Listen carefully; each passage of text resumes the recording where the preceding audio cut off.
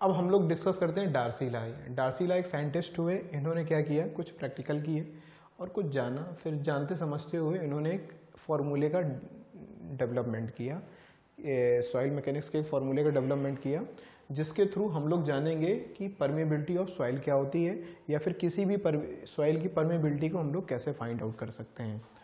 इसके बारे में हम लोग डिस्कस करते हैं। इसके लिए हमने एक ये फिगर लिया है जिसके थ्रू हम लोगों ने परमेबिलिटी को जाना। मान लीजिए कोई कंटेनर है, इसको मैं और अपने हिसाब से भी आपको एक बार रिप्रेजेंट करके दिखा देता हूँ कि मान लीजिए कोई कंटेनर है, मान लीजिए ये कोई पाइप है, पाइप से एक कंटेनर जुड़ा हुआ है इस तरीके से, ये ठीक है, और इसके थ्रू ये यहां से पानी आपको फिल किया जा रहा है, वाटर, ये वाटर फिल किया जा रहा है, वाटर इसमें फिल किया जा रहा है, और ये अदर साइड वाला है, ठीक है, ये अदर साइड वाला है, ठीक है। इसमें क्या किया गया है कि वाटर को वन डायरेक्शन से दूसरे डायरेक्शन पे फ्लो कराया गया है, ठीक। मान लीजिए यहां से वाटर ये फिल कराया गया है और इसमें भर दिया हमने बेटा सॉइल, मिट्टी भर दी आपकी सॉइल, यानी कि जिस ग्राउंड पे आपको कंस्ट्रक्शन करना है, जिस सॉइल की आपको टेस्टिंग करनी है, वहां से हम लोग सॉइल लेके आए और इस ग्राउंड पे हमने भर दिया। भरने के बाद जब हमने देखा कि क्या कहानी आगे बढ़ रही है कि यहाँ पे जो सॉइल थी, यहाँ पे जो वाटर आपने फिल किया, ये वाटर यहाँ से पास होते हुए यहाँ पे पास आउट होके इतनी हाइट पे ये वाटर पहुंच गया। मान लीजिए स्टार्टिंग में हाइट थी इसकी H1 और लास्ट में इसकी हाइट बची H2, यानी कि कहीं ना कहीं पार्टिकल्स के बीच में रेजिस्टेंस हो रहा है, जिसकी वजह से वाटर पूरी एग्जैक्टली उस हाइट तक नहीं पहुंचा। और जो मान लीजिए बेटा ये वाटर यहां तक फिल है, तो जो लॉस हुआ, जो इसमें लॉस हुआ उसको आप कैसे कंसीडर करेंगे कि ये देखिए ये इतना ये वाटर का लॉस हुआ आपका, इसको बोलते हैं बेटा डेल्टा H, यानी H1 माइनस H2, इसको बोल देंगे बेटा H1 माइनस का H2, H1 माइनस H2, ठीक, इसको बोल देंगे हम लोग H1 माइनस का H2। ये कोई कंटेनर है, ये कोई एक कंटेनर है, कंटेनर में हमने भर दिया जिसका क्रॉस सेक्शनल एरिया है A, ठीक है, और जिसकी लेंथ कितनी है L, तो इसका भी हमने मान लिया, कोई प्रॉब्लम नहीं है, इसको भी हमने उतना ही मान लिया, ठीक है, इसको कितना मान लिया, इसकी L लेंथ मान ली हमने, और इसका भी क्रॉस सेक्शनल एरिया हमने मान लिया A, और Q डिस्चार्ज हमने यहाँ से फ्लो करा दिया, यानी कि यहाँ से वाटर हमने भर दिया और इस वाटर से, अब यह मिट्टी है, जब मिट्टी से यहाँ से पास होते हुए पानी पहुंचेगा और यहाँ पे हमारी इतनी हाइट तक पहुंचा, यानी कि ये डेल्टा H आपको मिल गया, यानी कि ये डेल्टा H। कहने का मतलब ये पहले था H1 और ये बाद में हो गया आपका H2, क्या हो गया, ये H2 हो गया, और Q वाटर का फ्लो इसमें करा दिया गया है, और इसकी लेंथ है बेटा आपकी L, ये लेंथ आपका L है जिसके थ्रू ये वाटर पास होके one end to other end जा रहा है। इतनी बात हो गई हमारी। तो अब इन्होंने क्या कहा है कि H पर डार्सी ला के हिसाब से H पर Darcy law for laminar flow. Laminar flow क्या होता है बेटा, इसको समझ लीजिए, इसका एक एक वर्ड आपको क्लियर किया जाएगा। What is laminar flow? Laminar flow का मतलब ये होता है कि मान लीजिए किसी कंटेनर में हमने किसी पाइप में, मान लीजिए दिस इज द पाइप में जब हमने वाटर को फ्लो कराया तो उसके पार्टिकल्स, वाटर का एक एक पार्टिकल दूसरे पार्टिकल का सेम पाथ फॉलो करता है। कहने का मतलब ये है कि अगर ये वाला पार्टिकल है और ये वाला पार्टिकल है तो ये वाला पार्टिकल सेम इसका पाथ को फॉलो करेगा, ये वाला पार्टिकल ये वाला पाथ फॉलो करेगा, ये तीसरा पार्टिकल भी, ये जैसे 1 हो गया, ये 2 हो गया, ये 3 हो गया, यानी कि ये सारे पार्टिकल्स एक दूसरे का पाथ फॉलो करेंगे। तो ये आपका होता है बेटा लेमिनार फ्लो, यानी कि स्ट्रेट लाइन में चलेंगे, सेम जिस पाथ से वो निकला उसी पाथ से। और एक दूसरे की पैरेलल लाइंस, यानी कि अगर मैं बात कर दूं तो लेयर्स में ये इनका फ्लो होगा और बिल्कुल straight line parallel layers line में इस तरीके से ये पार्टिकल्स फ्लो करेंगे। तो ये पार्टिकल ये कहलाएगा बेटा laminar flow, laminar flow, laminar flow. और ये लेमिनार फ्लो तभी हो पाएगा बेटा जब इंटरकनेक्टिंग वॉइड्स आपको मिले।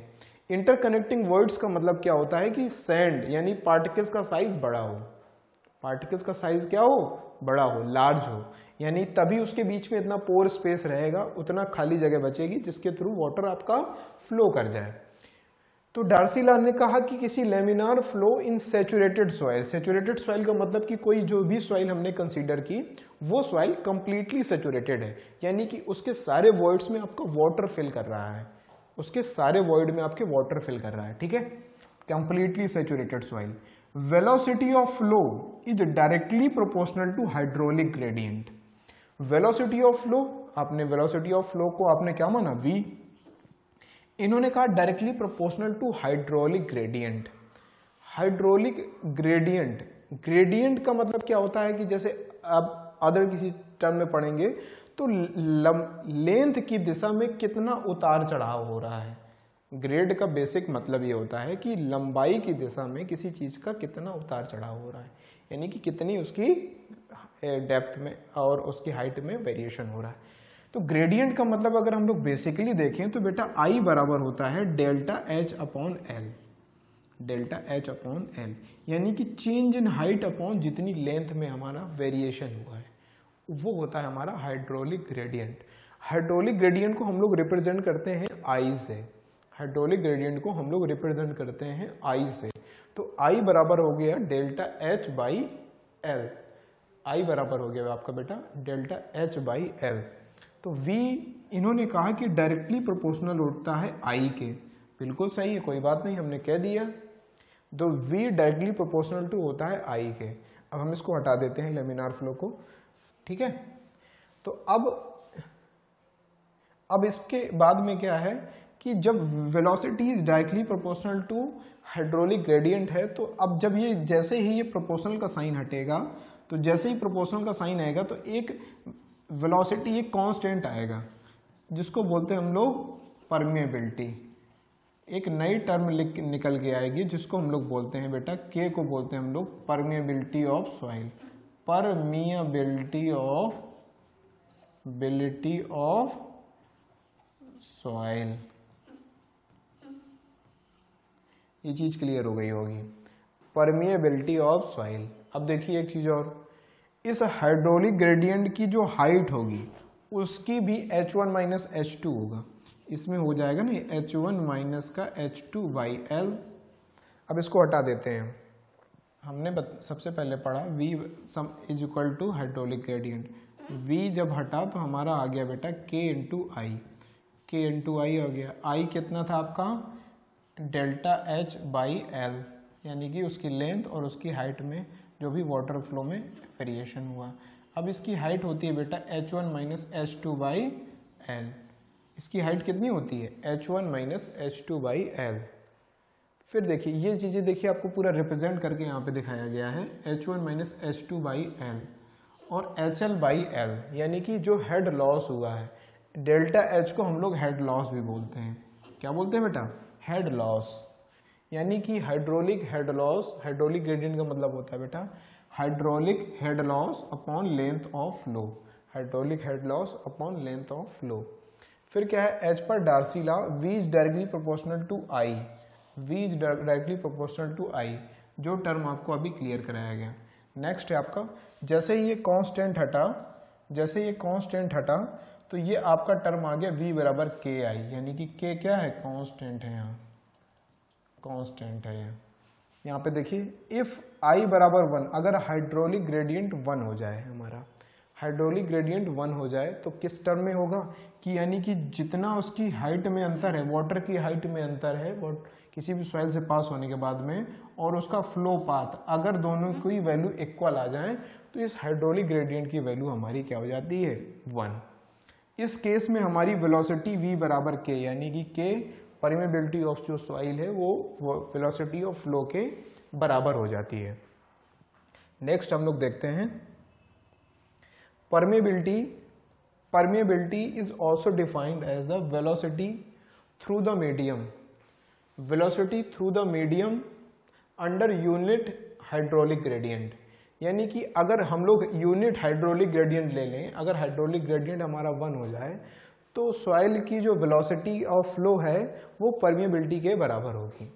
जो सॉइल की वेलोसिटी ऑफ फ्लो है वो परमिएबिलिटी के बराबर होगी अगर हम लोग हाइड्रोलिक ग्रेडियंट ले लें 1, अगर हम लोग हाइड्रोलिक ग्रेडियंट 1 ले लेते हैं। ठीक है, अब नेक्स्ट है आपका नोट, क्या है आपका कि डार्सी लॉ क्या कहता है, is not valid for gravel, H flow in gravels, turbulent flow, for laminar flow in the soil Reynold number is less than 1। कहने का मतलब ये है बेटा कि अगर ये वर्ड एक लिमिट तक तो ठीक है, अगर ये वर्ड ज्यादा हो जाते हैं, कैसे,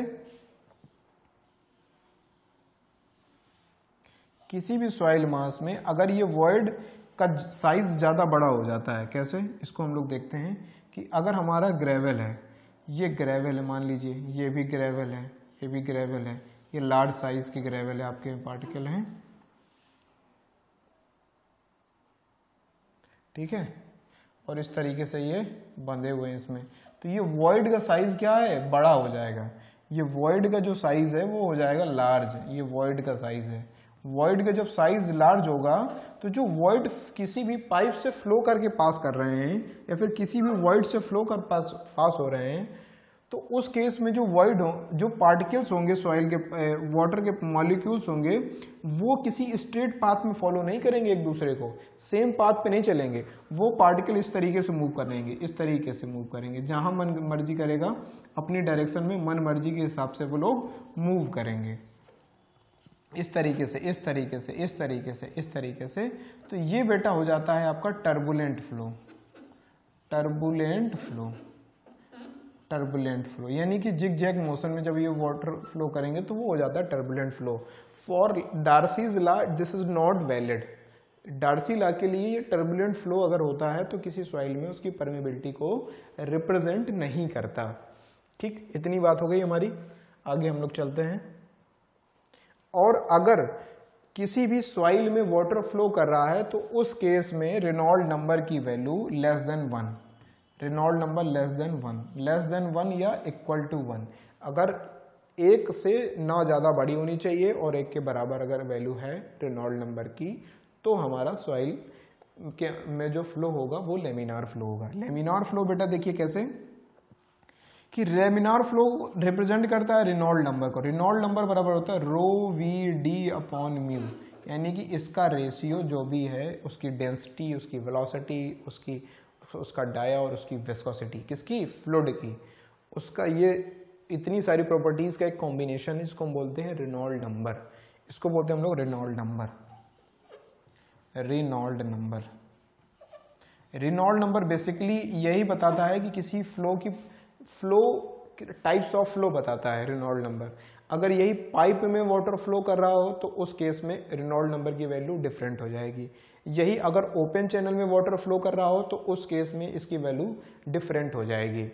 तो ये आपके डिफरेंस है इसमें, ठीक है। आगे हम लोग चलते हैं, नेक्स्ट है आपका the velocity considered above is the average और डिस्चार्ज वेलोसिटी। जो भी वेलोसिटी ऊपर कंसीडर की गई है उसको हम लोग बोलते हैं एवरेज वेलोसिटी या डिस्चार्ज वेलोसिटी, ठीक है। Discharge velocity of flow as in this case total area of the section is considered. कहने का मतलब ये है कि जो वेलोसिटी किसी भी सॉइल मास से होकर फ्लो कर रही है या पास कर रही है, किसी भी सॉइल मास से जो वेलोसिटी पास हो रही है उस वेलोसिटी को हम लोग बोलते हैं डिस्चार्ज वेलोसिटी। कहने का मतलब ये है कि अगर ये पूरा एरिया है तो यहां से लेके ये पूरा एरिया कवर अप हो जाएगा, उस पूरे एरिया में जितना भी वाटर फ्लो कर रहा है सारे वाटर की जो वेलोसिटी होगी उसको हम लोग बेसिकली ये वेलोसिटी बोलते हैं v, इसको बोलते हैं हम लोग डिस्चार्ज वेलोसिटी या एवरेज वेलोसिटी, इसको हम लोग बोलते हैं डिस्चार्ज वेलोसिटी या एवरेज वेलोसिटी। इस तरीके से ये टर्म होगा, ठीक।